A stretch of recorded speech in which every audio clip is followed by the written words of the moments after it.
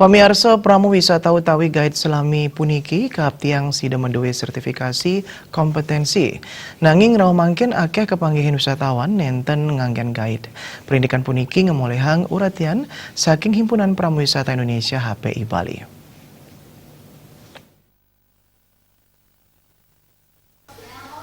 Indik pikobet sertifikasi kompetensi sane patut kadewenang majeng samian pramu wisata ring Bali sane mejanten pindah ke pikobet majeng para guide utawi pramu wisata Bali sane kaguyub ring Himpunan Pramu Wisata Indonesia HPI Bali. Kuentenan anggota HPI Bali kantos 6 tali diri. Manut Ketua DPD HPI Bali Nyoman Warte, HPI sampun dahat nyokong pemerintah antuk nyarengin ngerereh pemargi ring pikobet jasa pariwisata Bali. Kanton akeh Biro Perjalanan Wisata pamekas saking Pasar Tamiu India kepanggihin nenten nganggen pramu wisata. Para pramu wisata merasa mewah yening sertifikasi kompetensi patut kawawin galah nyabran tigang warse. Sadurungyane Perda nomor 5 warse kali Tali Kutus melarapan Pergub taler nguah indik masa lisensi.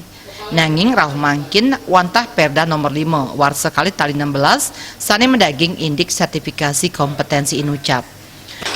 Perda 5 2016 itu, kalau dulu Perda 5 2008 itu turunannya kan ada peraturan gubernur, ada perkecualian di sana, ada pengaturan tentang lisensi seumur hidup gitu.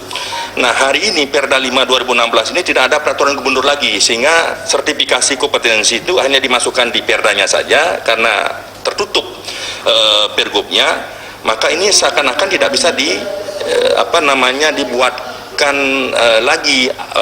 Nyoman Warte ngowohin paiketan ipun dahat nyokong pemerintah untuk nguah Perda nomor 5 warse kali Tali 16 mangden nenten mau sang indik pramu wisata sanes sampun mekarya langkungan kutus warse nenten malih kabuatang antuk ngelanturang masa sertifikasi kompetensi ipun.